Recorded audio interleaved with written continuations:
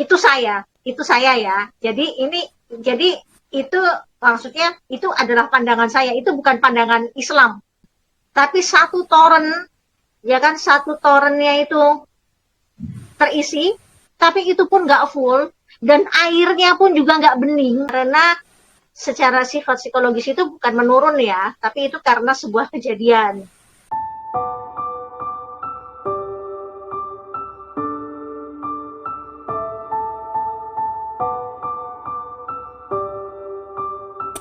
Halo, assalamualaikum. Waalaikumsalam warahmatullahi Warahmatullahi wabarakatuh. Kembali lagi sama kita bertiga. Di mana Mbak Tari? Teman cerita Iren. Mau bahas apa nih? Saya Fati. Dan saya Tari. Mau bahas apa Mbak Tar?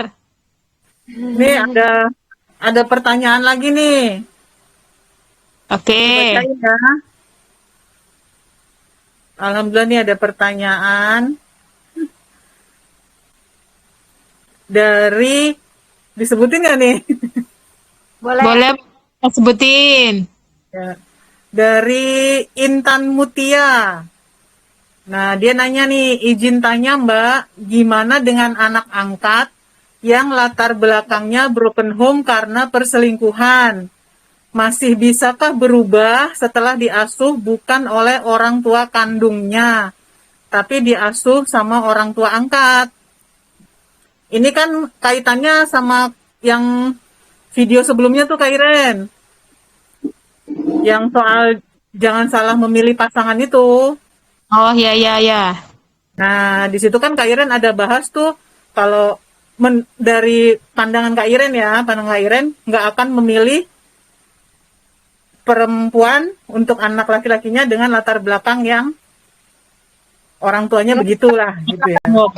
Yang berselingkuh kan, dengan latar belakang salah satu orang tuanya berselingkuh. Ya, itu saya ya. Jadi itu maksudnya itu adalah pandangan saya, itu bukan pandangan Islam. Bukan pandangan Islam secara menyeluruh, atau misalnya saya melakukan itu berdasarkan hadis Nabi atau berdasarkan Al-Quran ataupun apa gitu kan, itu enggak, tapi itu pandangan saya. Tapi saya tetap ya bersandar ke situ. Artinya itu memang murni pandangan pribadi saya dan suami, pandangan pribadi kami, bahwa ini disclaimer dulu ya, bahwa memang bukan bermaksud mau ikut campur, tapi kan memang orang tua pasti akan ikut campur karena restunya kan memang dibutuhkan kan. Ya betul. Ini kan pas milih ya, masih milih. Masih milih. Mau memilih calon untuk anak saya, maka saya nggak akan pilih memang anak perempuan dari keluarga broken home di mana salah satu orang tuanya itu berselingkuh. Jadi broken home-nya karena perselingkuhan. Begitu, karena perselingkuhan. Bukan karena nanti anak ini jadi jelek, enggak, bukan. Bukan itu. Tapi mentality anak ini yang nantinya akan bikin ribet. Karena ketika dari misalnya nih ya, dari 20 orang yang misalnya pernah saya temui gitu, anak-anak remaja yang kemudian saya survei 20 orang, itu sekitar 18 anak ini ngeribetin. Mudinya, jadi dia itu benar-benar mudi.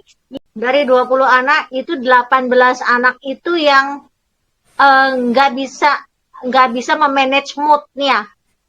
Jadi mudian gitu ya kan, nggak bisa memanage ya. Padahal mood itu harus di manage.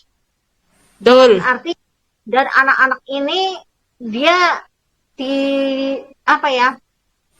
nggak bisa, belum bisa, manajemen konfliknya itu kurang. Jadi dia hanya mau meminta orang lain untuk maklum, gitu loh. Untuk ngertiin dia gitu ya. Untuk ngertiin dia. Jadi Gini, kalau dulu waktu saya di training center, itu chief saya nyebutnya anak ini tuh tangki kasih sayangnya itu kosong. Ya, Gitu. baterainya kurang penuh lah kalau sekarang nyebutnya gitu kali ya. Gini, atau dia misalnya harusnya ada 2 toren katanya gitu kan, kata chief saya. Ini karena kami waktu itu di training center banyak anak-anak bermasalah juga. Harusnya ada 2 toren, 1 toren ini keisi tapi nggak full. Kalau kalau jadi gini gambaran keluarga selingkuh ya, untuk anak-anak yang korban selingkuh nih ya, untuk dipahamin. Harusnya anak-anak ini itu dapat air kasih sayang tuh dari 2 toren. Tapi 1 toren, ya kan, 1 torennya itu terisi, tapi itu pun nggak full, dan airnya pun juga nggak bening. Taruhlah misalnya siapa?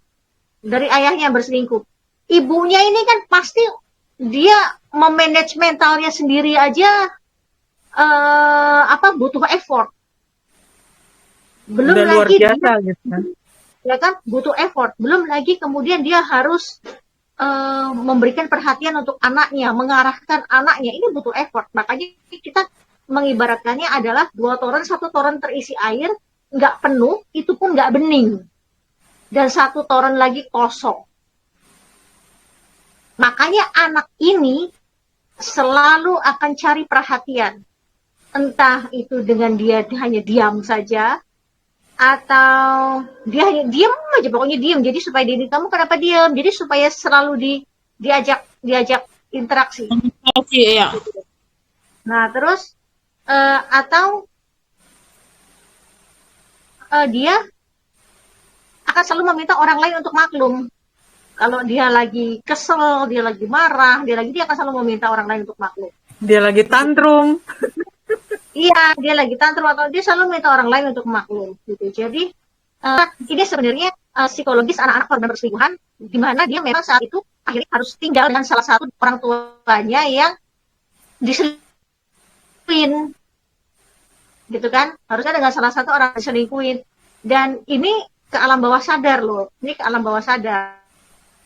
Oke. Akhirnya jadi seperti begitu. Nah itu makanya kenapa saya bilang nggak ini, karena ribet loh anak ini Iya. jadinya ribet, bukan anak ini bukan memang, tapi jadinya ribet gitu kan. Iya. Ketika akhirnya dia nanti di keluarga orang, maka dia akan ribet.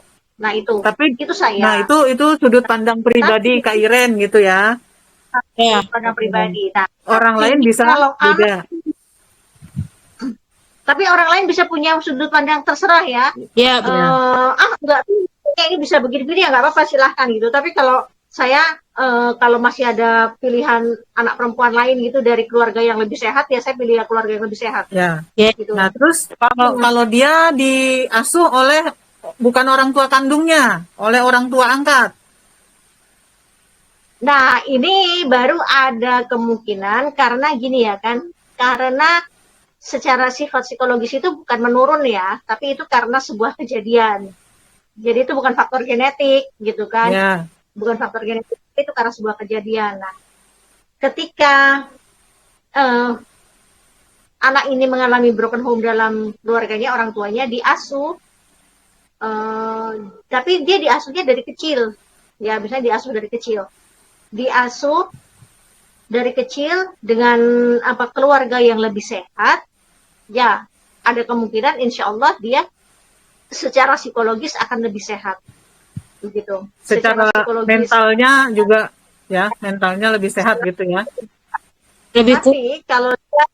Tapi ini ya, kalau dia baru diasuh di keluarga baru itu 1-2 tahun, ketika dia sudah balik misalnya gitu ya kan, sudah remaja ataupun apa, itu nggak bisa berharap banyak. Iya, karena udah punya pemikiran sendiri kan gitu ya. Dia sudah punya pemikiran sendiri, kecuali anak ini misalnya masih SD kelas 1 gitu, itu masih bisa dibentuk lagi lah. Ya. Ini ya. Ya. Secara itu masih bisa dibentuk. Ya. Tapi kalau dia udah lulus SD aja, masuk SMP, nah ini nih. Ini, ya, nah betul. tapi ini masih oke, masih agak oke lah, masih ada 50-50. Tapi ketika dia SMA, baru misalnya pas ketika sudah kelas 10, misalnya begitu kan, baru kemudian dia baru kemudian dia ikut dengan sebuah Orang keluarga memang sehat, tapi tapi tahun-tahun sebelumnya itu dia mengalami mengalami trauma, mengalami sakit psikologis ya kan, sakit secara jiwa, sakit secara hati, secara perasaan dan secara itu. Dan di keluarga yang baru ini, keluarga ini pun walaupun ini keluarga sehat, itu pun nggak bisa berharap banyak karena proses pemulihannya itu nggak mudah, nggak hanya setahun 2 tahun. Jadi tolong nih ayah bunda ya, ternyata memang zina itu ngeri loh sebenarnya. ya jangan. Ya, apa? Kalau Makanya ini dalam dosa besar gitu kan. Dan ya, ini merembetnya nih ya. Makanya katanya kenikmatan sesaat, entahlah nikmat gimana gitu. Nggak ngerti. Tapi ini ternyata rentetannya gitu ya, rembetannya banyak. Ya, betul. Setannya itu banyak. Gitu. ibaratnya menghancurkan semua gitulah, ya kan? Nggak cuma satu pihak saja yang itu. Jadi semua dari anaknya, semuanya itu kena juga. Bisa Ya, jadi kayak di sekitarnya juga. Dan di sekitarnya itu juga gitu. ibaratnya Jadi kayak ini mungkin ya, kayak efek domino gitu ya. Oh iya, iya, betul. benar. Nah, Itu enggak sih Mbak, kalau misalnya udah besar nih ke keluarga baru, misalnya diasuh sama tantenya atau sama siapa, itu pengaruh juga kan sama yang ngasuh. Pengaruh. Jadi dan yang ngasuh ini ya memang dia harus, dan dia nggak mungkin akan bisa langsung ngebentuk dia, itu nggak mungkin gitu. Jadi ada karena juga ada terapi juga yang memang untuk mencuci otaknya dia ada. Itu pun juga nggak dalam sehari 2 hari, sebulan 2 bulan, nggak gitu. Jadi dia terus di dalam alam bawah sadarnya itu diisi, di brainwash ya kan, dicuci gitu, diganti dengan hal-hal baru yang lainnya. Karena traumatis itu kan sudah bertahun-tahun gitu loh. ya ibaratnya kalau istilah sekarang tuh udah terlanjur kena mental gitu kan? Ya, Ya, berarti pengobatannya, penyembuhannya pun ya nggak mudah gitu kan? tapi ya tetap Benar. diusahakan dengan cara-cara ya, intinya sabar dulu. Buat yang ngasuh misalnya, buat anaknya sendiri, kerjasama lah. Harus ada Ya, kerjasama. Bener. Tuh. Tapi pun juga tidak menutup kemungkinan kalaupun anak ini misalnya diasuh oleh salah satu, taruhlah misalnya ayahnya yang berselingkuh, kemudian dia diasuh oleh ibunya, gitu kan, oleh ibunya. Nah, kalau pola asuh ibunya ini bisa benar, gitu kan, terkadang kan yang diselingkuhi ini loh, ya misalnya taruhlah ayahnya selingkuh, terus ibunya yang diselingkuhi kan. Nah, kebenciannya ini kadang suka muncul di ucapan dengan anaknya gitu loh. Ini loh yang ya, jadi broken mental health gitu kan. Jadi mentalnya juga jadi nggak benar gitu anaknya. Jadi dia ya, akan terus terbayangi dengan itu gitu. Tapi kalau ibunya, nah ini butuh kekuatan luar biasa nih dari pihak yang diselingkuhi, yang ditinggalkan gitu kan. Kalau bisa kemudian membangun mental health yang bagus dari anaknya, ya itu juga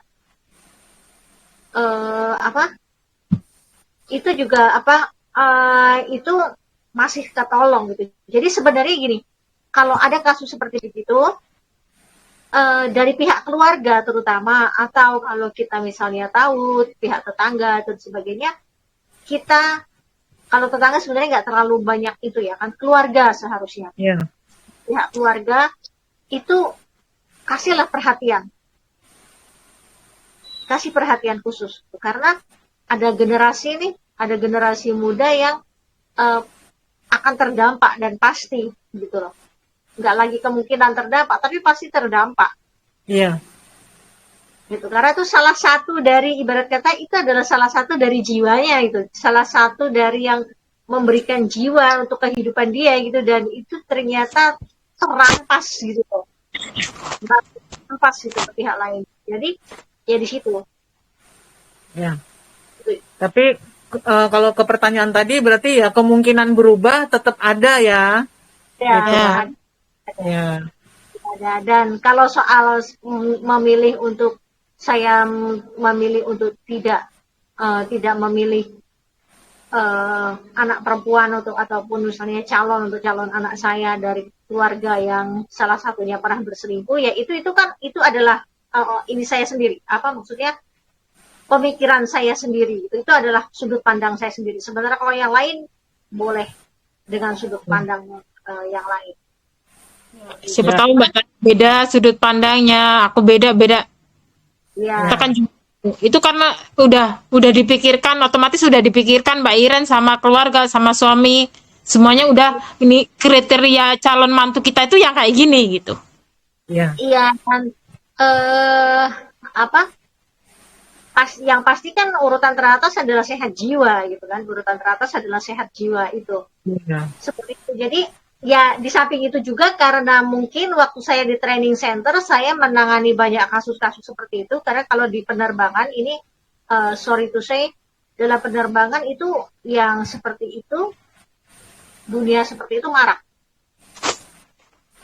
Ibunya Ya. pramugari, bapaknya pilot gitu kan, tahu-tahu nanti pulang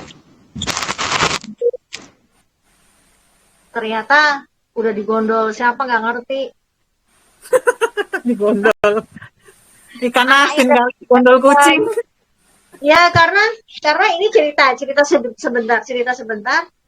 Jadi saya kenal dengan pilot ini dan juga dengan istrinya gitu kan, karena karena sering juga waktu itu mereka liburan gitu kan. Saat itu saya pramugarinya ini waktu saya masih pakai terbang, saya belum porden-pordenan gitu loh. Gitu. Terus suatu ketika tuh saya dengar gosip si Captain Fulan ini nikah siri dengan junior saya gitu. Nah, tapi saya nggak terlalu gimana gitu, karena padahal saya juga berteman waktu itu BBM ya, masih BBM dengan istrinya, dan istrinya saat itu padahal suka nanya, misalnya Mbak Iren mau terbang kemana besok, kadang suka nanya gitu. Terus karena suka saya titip ini ya, misalnya gitu. Nah, masih seperti itu. Saya sih dengar-dengar gitu, cuman saya nggak ngomong juga ya sama istrinya buat apa juga gitu kan, walaupun dengar. Tapi rupanya istrinya juga bertanya, Mbak Iren tahu tentang pramugari ini? Saya gitu. Siapa ya Mbak? Nah gitu kan. Saya tahu waktu itu, kenapa? Nah gitu kan. Terus nggak apa-apa, dia suka terbang sama kapten ini ya, dia sebut nama suaminya, dia panggil suaminya pun juga dengan pakai embel-embel. Wah saya nggak tahu, saya jarang juga kan terbang sama dia, dan juga saya juga jarang terbang sama kapten ini. Oh gitu, saya udah mulai nggak enak. Suatu hari udah dari itu masih sering sih kontek-kontekan, masih suka komenin kalau kita buat status di BBM. Suatu ketika saya baru datang ke bandara, ada namanya flops ya, kalau untuk tempat pramugari dan juga para pilot itu untuk tanda tangan sebelum terbang, tanda tangan kehadiran ataupun fingerprint kehadiran, flops. Itu di situ ternyata ada anaknya si captain itu. Dia tanya, saya dengar pokoknya suaranya, captain ini terbang kemana? Gitu ya. Terus, aduh, nggak tahu, bentar diinin. Nah, terus dia itu saya dengar dia lagi sebut nama saya. Kalau Tante Iren, kebetulan orang Flopsnya itu lihat saya, nah itu Mbak Iren. Terus saya tahu ini anaknya si Captain ini. Tante tahu Papa terbang kemana? Nggak tahu, saya nggak pernah terbang sama papamu. 3 bulan nggak pulang ke rumah. Dan itu saya belum di training center, tapi saya pikir itu hanya sebagian kecil dari kasus itu. Tapi ketika di training center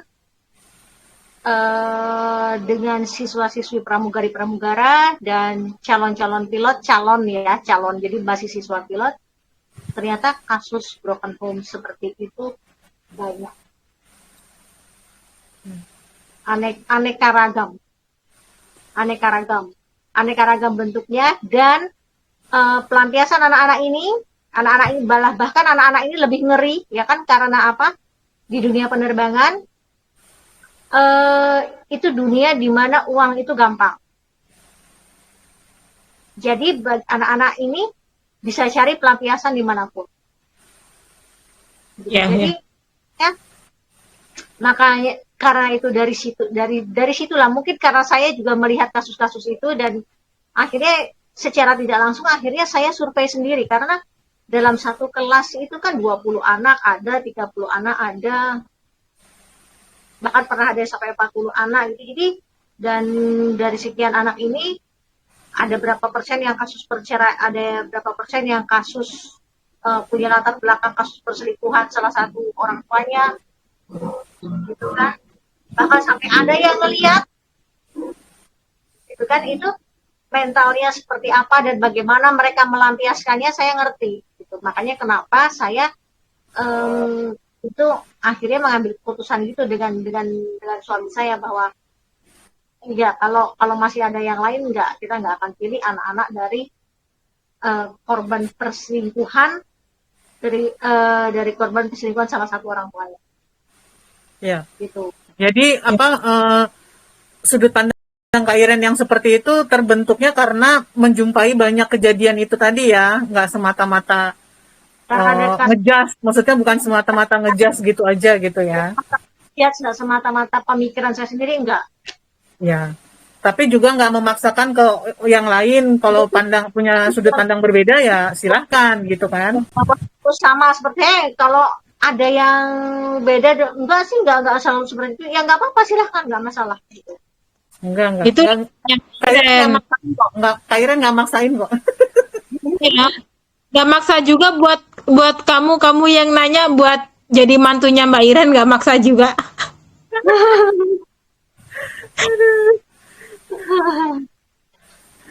Itu jadi gitu. Pendaftaran masih dibuka. Pendaftaran masih dibuka. Makasih, belum terisi. Wah, sebenarnya aku mau nanya nih, berhubungan sama yang korban perselingkuhan ya. Kalau kita nyambungin ke novelnya Mbak Iren di AWMT, Kamila nih, tentang Kamila. Kamila nih juga korban nih, Kamila. Tapi kan dia mulai dari kecil dan nggak lama kemudian diasuh sama memang orang-orang yang apa ya, yang sayang, orang-orang yang sayang sama dia, berkompeten loh ya, gitu. Itu ngaruhnya gimana sih perbedaannya? Kayak Kamila sama orang-orang yang pernah Mbak Iren temuin. Kalau Kamila ini langsung dia kan langsung pas ketika kecil dia sempat diasuh sama, tapi itu kan hanya berapa bulan ya dari pihak keluarga ibunya kan, dari keluarganya Kak Fatma. Tapi setelah itu kan mereka ke negeri jiran tuh kan, ke Malaysia untuk pengobatan bapaknya si Kak Fatma ini kan. Akhirnya Kamila diasuh sama keluarga dari pihak ayahnya, ya kan, oleh kakeknya dan juga nenek sambungnya. Nah, kakeknya dan nenek sambung ini, kakek nenek aja lah ya, kakek neneknya ini orang-orang yang full sayang gitu ya. Gitu.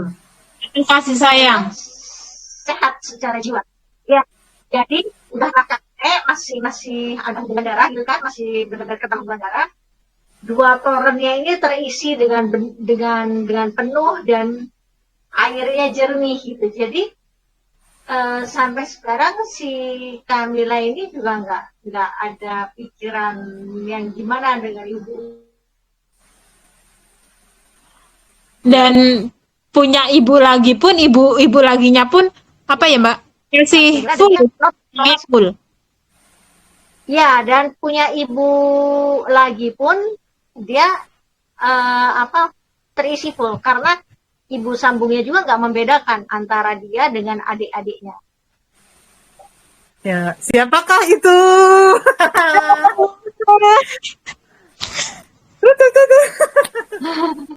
Tadi kok ngelek ya? Enggak. Yang like. Siapakah itu? Nah, nanti di ini aja ya, diikuti saja di Ya. AUMT. Iya. Oke. Oke, insya Allah cukup ya bahasan yang ini, soal pertanyaan ini. Iya. Oke. Ya, jadi semoga menjawab. Ya kan, apalagi contohnya juga udah jelas ada tuh Kamila. Kamila. Kita Betul. kasih contoh Kamila. Ya. Oke. Oke. Itu aja dari saya. Assalamualaikum warahmatullahi wabarakatuh. Waalaikumsalam Waalaikumsalam warahmatullahi wabarakatuh. Terima kasih Kak Iren. Selamat hari. Sampai ketemu di teman cerita Iren.